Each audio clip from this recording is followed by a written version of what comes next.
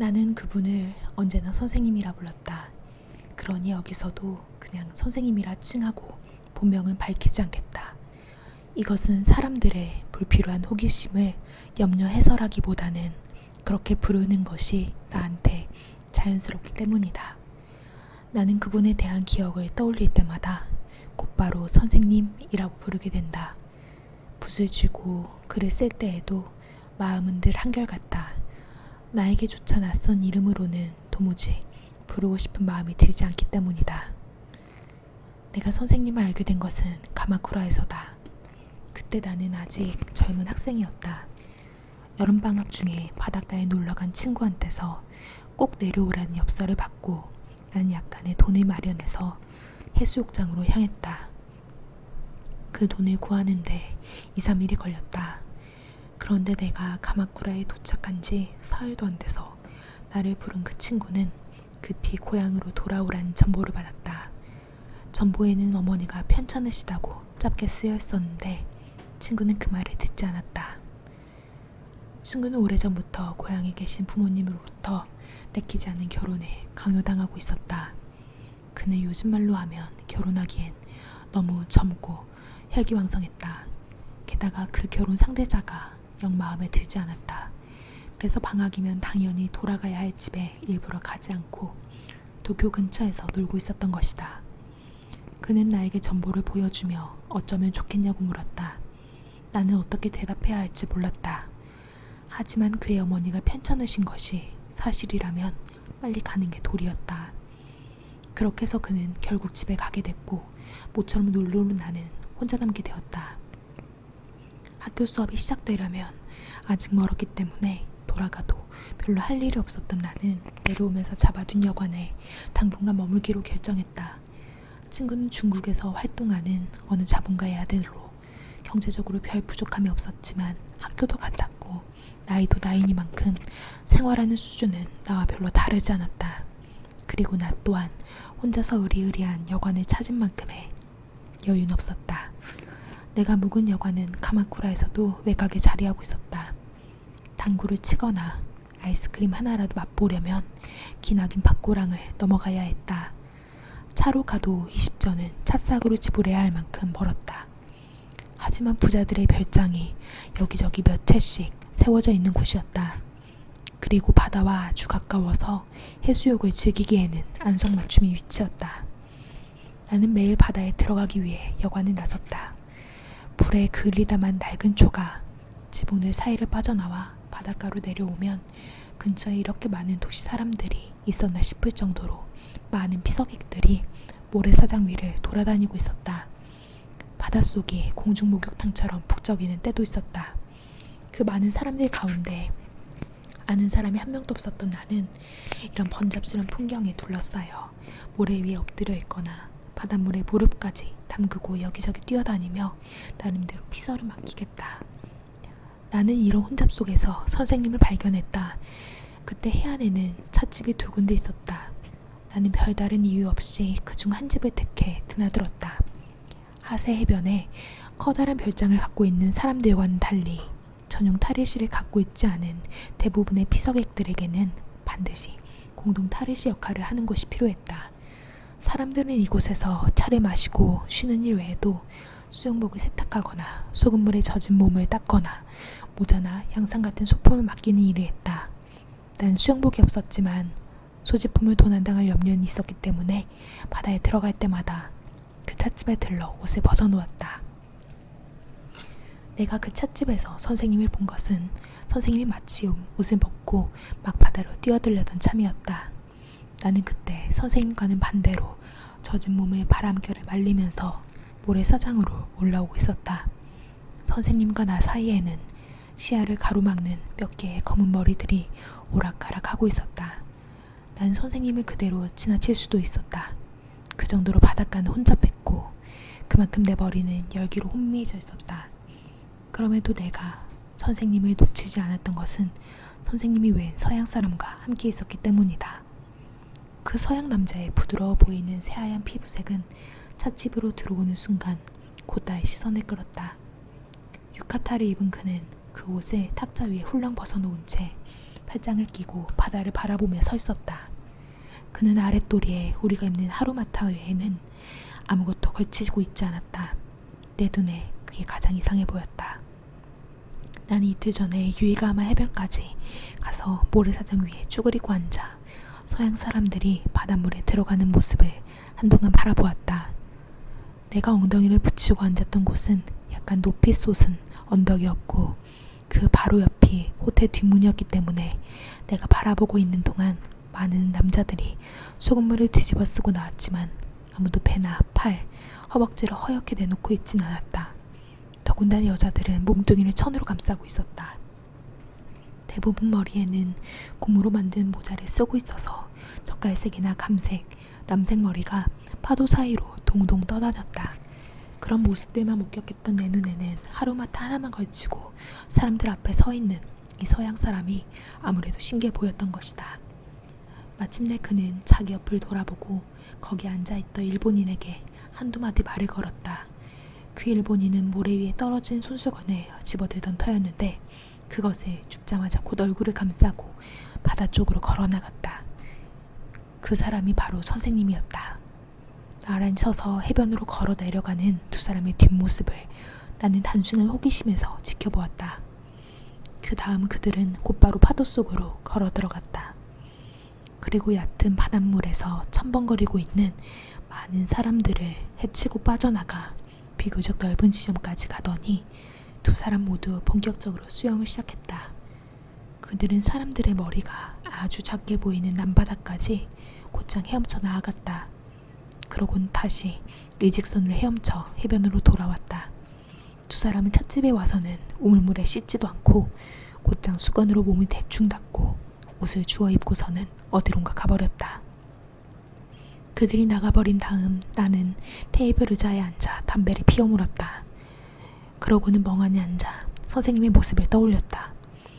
아무래도 어디선가 본 적이 있는 얼굴 같아 궁금해 견딜 수 없었다. 하지만 아무리 생각해봐도 언제 어디서 만난 사람인지 생각이 나지 않았다. 그 당시 나는 그런 쓸데없는 일에 실증을 내기보다는 오히려 무료한 일상에 괴로워하고 있었다. 그래서 다음 날도 선생님과 만났던 시간에 맞춰 일부러 찻집에 나가보았다. 그랬더니 그날은 서양 사람은 오지 않고 선생님 혼자 밀짚 모자를 쓰고 나타나셨다. 선생님 안경을 벗어 탁자 위에 올려놓고 손수건으로 머리를 감싼 다음 해변으로 내려가셨다. 선생님이 어제와 마찬가지로 붐비는 인파 속을 뚫고 혼자 헤엄쳐 나가는 모습을 본 순간 나는 갑자기 그 뒤를 쫓아가고 싶어졌다. 나는 얕은 물을 머리 위까지 튀기면서 상당한 깊이까지 갔다. 거기서부터는 선생님을 목표로 헤엄쳐 나갔다. 그러자 선생님은 어제와는 달리 활 모양으로 커브를 돌아 다른 지점에서 해변 쪽으로 돌아가기 시작했다. 그래서 선생님을 뒤쫓아 잡으려던 나의 시도는 수포로 돌아갔다. 내가 모래사장 위로 올라와 물방울이 뚝뚝 떨어지는 손을 털면서 찻집으로 들어서자 선생님이 이미 말쑥하게 옷을 갈아입고 나와 엇갈리게 밖으로 나가셨다. 나는 다음 날도 같은 시각에 해변으로 나가 선생님의 얼굴을 보았다. 그 다음 날도 같은 일을 반복했다. 하지만 말을 걸 기회도 인사를 할 일도 우리 두 사람 사이에는 없었다. 게다가 선생님의 태도는 상당히 비사교적이었다. 일정한 시각에 초연이 나타나서 또 그렇게 사라졌다. 주위가 아무리 번잡스러워도 거기에는 전혀 개의치 않은 모습이었다. 처음에 같이 왔던 서양 사람은 그 후로 모습을 볼 수 없었다. 선생님은 언제나 혼자였다. 그러던 어느 날 선생님이 늘 하시던 대로 바다에서 걸어나와 같은 장소에 벗어놓은 옷을 입으려는데 어쩌다 그랬는지 그 옷에 모래가 가득 붙어 있었다. 선생님은 모래를 털어내려고 뒤로 돌아 유카타를 두세 번 흔들었다. 그러자 옷 밑에 놓여있던 안경이 탁자 틈으로 떨어졌다. 선생님이 흰바탕에 장무늬가 그려진 옷 위에 오비를 맨 다음에야 안경이 없어진 것을 눈치챘는지 주변 바닥을 내려다보며 두리번거리기 시작했다. 나는 곧 허리를 굽혀 머리와 손을 탁자 밑으로 집어넣고 안경을 주워들었다.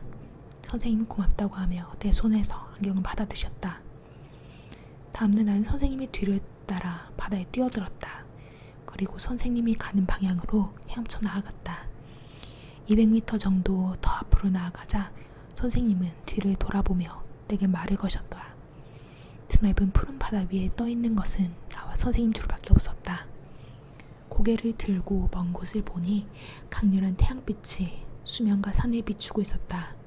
나는 자유와 환희로 충만한 근육을 움직여 바닷속에서 춤을 췄다. 선생님은 손과 발의 움직임을 멈추고 하늘을 향해 물결 위에 드러 누우셨다. 나도 흉내를 내어 똑같은 자세를 취해보았다. 파란 하늘은 두 눈을 향해 금빛을 내리쏘듯이 강렬한 빛을 얼굴로 쏟아부었다. 잠시 후에 바닷속에서 솟아나오듯 하며 자세를 바꾼 선생님은 나를 돌아보며 이제 돌아갈까요? 라고 하셨다. 비교적 강단 있던 나는 좀 더 물속에서 놀고 싶었다. 하지만 선생님이 그렇게 말씀하셨을 때 곧바로 네 그러시죠 하고 흔쾌히 대답했다. 그리고 둘이서 헤엄쳐 왔던 길을 따라 해변으로 곧장 돌아갔다. 나는 그날 이후부터 선생님과 친해졌다. 적어도 난 그렇게 생각했다. 그러나 선생님이 어디에 묵고 계신지는 그때까지 몰랐다. 그날로부터 이틀 지나고 사흘째 되던 날 오후였던 것 같다. 선생님과 찻집에서 우연히 만났을 때 선생님은 불쑥 내게 퇴근 앞으로도 계속 이곳에 머물 생각이십니까? 하고 물으셨다. 아무 생각이 없었던 나는 느닷없는 이 질문에 대한 답을 머릿속에 갖고 있지 않았다. 그래서 그저 글쎄 어떡할지 잘 모르겠습니다 하고 대답했다. 내 대답을 듣고 빙그레 웃으시는 선생님의 얼굴을 본 순간 난 약간 머쓱해졌다. 선생님께서는요? 하고 되묻지 않고서는 못 베길 것 같았다. 바로 이것이 내 입에서 나온 선생님이라는 단어의 시작이다. 나는 그날 밤 선생님이 묵고 계신 여관을 방문했다. 여관이라고는 해도 보통의 여관들과는 달리 넓은 절의 경내에 있는 별장 같은 건물이었다. 거기 살고 있는 사람들이 선생님의 가족이 아니라는 것도 알게 되었다. 내가 선생님 하고 불렀기 때문에 선생님은 그때마다 개면적게 웃으셨다. 나는 그것이 연장자에 대한 내 말버릇이라고 변명 아닌 변명을 했다. 난 얼마 전에 보았던 서양 사람에 대해 여쭤보았다. 선생님은 그가 발길 닿는 대로 여행한 사람인데 이젠 가마쿠라에 없다고 두루 얘기해 주시면서 이야기 끝에 일본인과도 그다지 왕래가 없는데 그런 외국인과 가깝게 지내게 됐다는 게 참 이상한 일이라고 말씀하셨다. 나는 마지막으로 선생님에게 어디선가 선생님을 뵌 적이 있는 것 같은데 생각나지 않는다고 말했다. 당시 아직 어렸던 나는 속으로 은근히 상대방도 나와 비슷한 느낌을 받지 않았을까 궁금했던 것이다. 그러고는 마음속으로 선생님의 대답을 나름대로 예상하고 있었다. 그날 선생님은 잠시 아무 말 없이 계시다가 아무래도 대개 얼굴을 전에 봤던 기억이 없네요. 나를 다른 사람과 착각하신 건 아닐까요? 라고 해서 나는 그만 김이 새고 말았다. 나는 월말에 도쿄로 돌아왔다. 선생님은 나보다 훨씬 앞서서 피서지를 떠나셨다. 나는 선생님과 헤어질 때 이제부터 가끔씩 댁으로 찾아뵈어도 되겠습니까? 하고 물었다. 선생님은 그러세요 하고 짧게 대답하고 그 밖엔 아무 말도 덧붙이지 않았다. 나는 선생님과 상당히 친숙해졌다고 생각했기 때문에 선생님에게 좀 더 친근하고 자상한 말을 기대하고 여쭤봤던 것이다. 그래서 이 차가운 대답은 나를 약간 위축시켰다. 나는 이런 식으로 자주 선생님으로부터 반갑지 않은 거리감을 느꼈다. 선생님은 그 점을 눈치채고 있던 것도 같고 전혀 눈치채지 못했던 것도 같다. 나는 그 후로도 자주 섭섭함을 느꼈지만 그런 이유로 선생님과 소원해질 생각은 전혀 없었다. 오히려 그와는 반대로 섭섭한 마음이 들려고 할 때마다 더 가까이 다가가고 싶었다. 더 가까이 다가갈수록 내가 예상하는 어떤 것이 언젠가 눈앞에 모습을 드러내게 될 거라고 생각했다. 나는 어렸다. 하지만 모든 인간에 대해 젊은 피가 이렇게 솔직하게 들끓을 것이라고는 생각하지 않았다. 나는 어째서 선생님에 대해서만은 이런 생각이 드는지 나 자신도 알 수 없었다. 그간 선생님이 돌아가신 지금에서야 비로소 깨닫게 되었다. 선생님은 처음부터 나를 싫어했던 것이 아니었다. 선생님이 때때로 나한테 보인 형식적인 인사나 냉담해 보이는 태도는 나를 멀리하려는 불쾌감의 표현이 아니었던 것이다. 그것은 자신에게 접근하려는 사람에게 본인은 가까이 할 가치가 없는 사람이므로 더 이상 접근하지 말라고 보내는 무언의 경고였다. 인정에 이끌리지 않던 선생님은 다른 사람을 경멸하기 전에 우선 자신을 경멸했던 것 같다. 나는 물론 도쿄로 돌아오면서 선생님이 찾아뵐 생각을 하고 있었다. 수업이 시작되려면 아직 2주일이나 남아있었기 때문에 그동안 한번 다녀오리라 생각했다. 그런데 돌아온 지 2, 3일이 지나자 가마쿠라에서 있었던 일이 기억에서 점점 옅어져 갔다. 게다가 형형색색으로 채색된 대도시의 공기가 피서지로 떠나기 전의 모습을 연상시키면서 내 마음속을 짙게 물들였다. 난 도쿄의 분위기를 즐겼고 이곳을 떠나면 꼭 그리워했다. 그리고 오감에 마주친 학생들의 얼굴을 볼 때마다 새로운 학년에 대한 희망과 긴장감을 느꼈다. 나는 잠시 동안 선생님에 대해 잊고 있었다. 학기가 시작되기 지 한 달 정도 지나자 나의 마음속에 일종의 관성이 생기기 시작했다. 나는 뭔가 하나 빠진 듯한 표정을 하고 거리를 걸어다녔다. 무언가를 찾아내려고 방안을 헤매기도 했다. 왠지 허전했다. 내 머릿속에는 다시 선생님의 얼굴이 떠올랐다.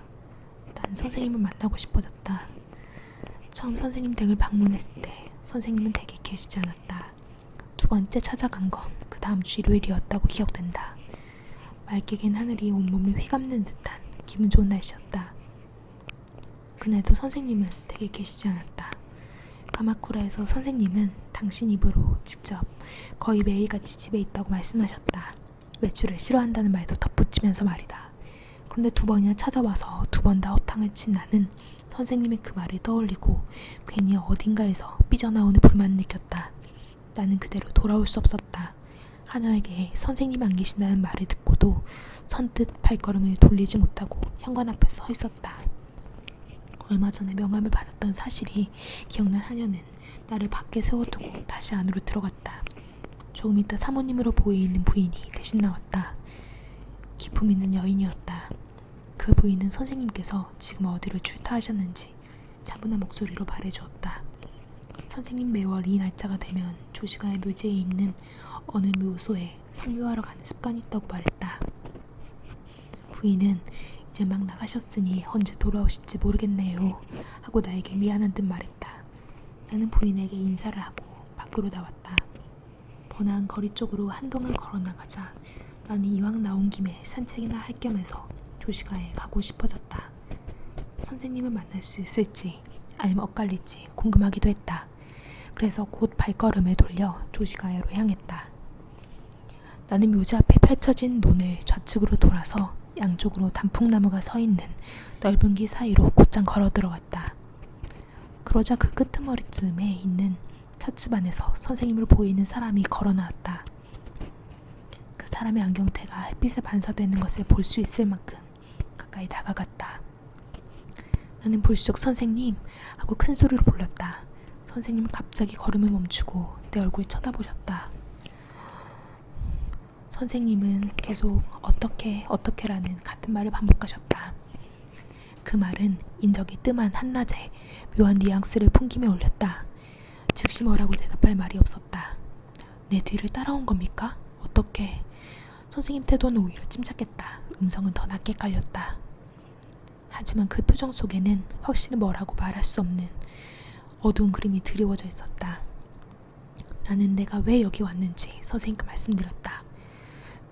누구를 참배하러 왔는지 아내가 이름을 말합니까? 아니요, 그런 건 전혀 말씀하지 않으셨습니다. 아, 그래요?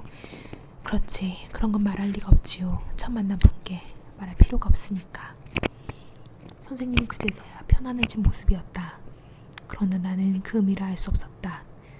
선생님과 나는 길가로 나가려고 복묘 사이사이를 지나갔다.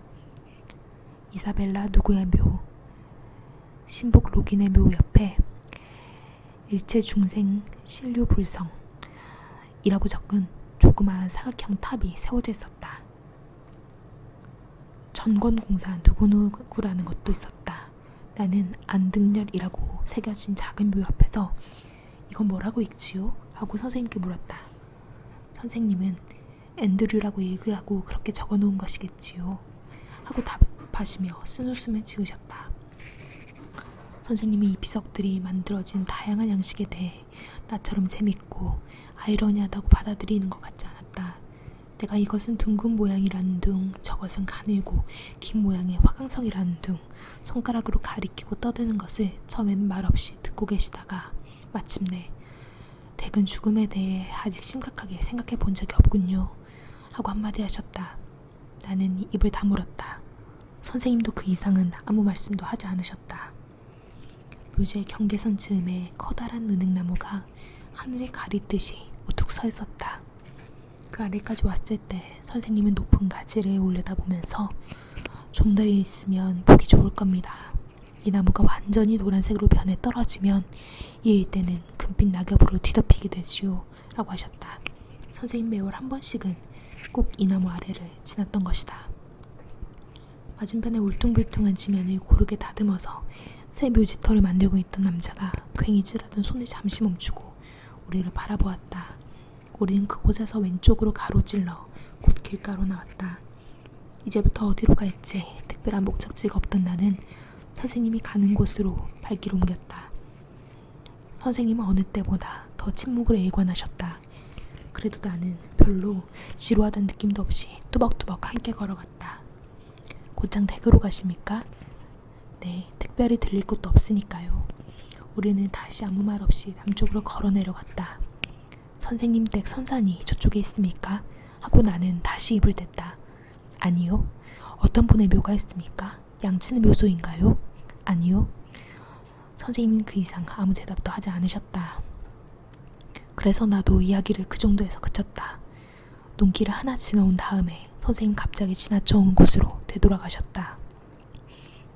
저쪽에는 내 친구의 묘가 있지요. 친구분 묘에 매달 성묘하러 오시는군요. 그래요. 선생님은 그날 이 대답 끝으로 아무 말씀도 하지 않으셨다.